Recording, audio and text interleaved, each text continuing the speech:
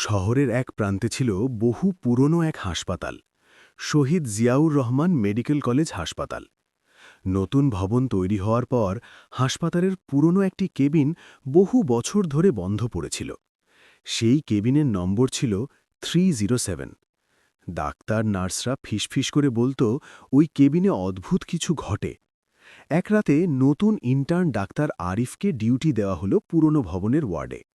অন্য সবাই তাকে সাবধান করেছিল, 307 নম্বর কেবিনের দিকে যেও না।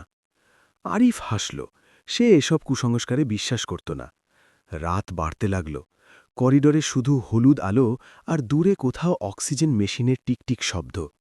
হঠাৎ আরিফ শুনল ধীরে ধীরে কেউ যেন দরজায় নখ দিয়ে আঁচগাচ্ছে। শব্দটা আসছে 307 নম্বর কেবিন থেকে। আরিফের কৌতূহল জাগল। দরজাটা আধখোলা ছিল।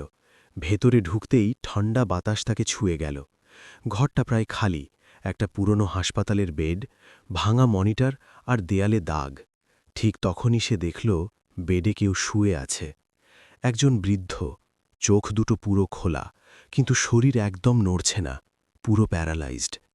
আরিফ এগিয়ে গেল। চাচা, আপনি শুনতে পাচ্ছেন? বৃদ্ধের চোখ ধীরে ধীরে আরিফের দিকে ঘুরল, কিন্তু মুখ নড়ল না। ঠিক তখন মনিটরটা নিজে নিজে জ্বলে উঠল, যদিও সেটার কোনো তারই লাগানো ছিল না। Beep beep beep. হঠাৎ আরিফ অনুভব করল তার হাত পা যেন শক্ত হয়ে যাচ্ছে। সে নড়তে পারছে না, তার শরীরও ধীরে ধীরে প্যারালাইজ হয়ে যাচ্ছে। বৃদ্ধের চোখে তখন অদ্ভুত এক হাসি। হঠাৎ দরজার পাশে একটা ফাইল মেঝেতে পড়ে গেল। আরিফ কষ্ট করে চোখ ঘুরিয়ে দেখল ফাইলের ওপরে একটা নাম লেখা, রোগী ডাক্তার আরিফ রহমান, অবস্থা সম্পূর্ণ প্যারালিসিস, কেবিন 307। আরিফের বুকের ভেতর ঠান্ডা একটা স্রোত বয়ে গেল, কারণ সে তো এই হাসপাতালে আজ প্রথম দিন এসেছে। আর বেডে যে বৃদ্ধটা শুয়ে আছে তার মুখটা ধীরে ধীরে বদলে যেতে লাগল। মুখটা হয়ে গেল ঠিক আরিফের মতো। এরপর করিডোরে আবার সেই আছড়ানোর শব্দ শোনা গেল।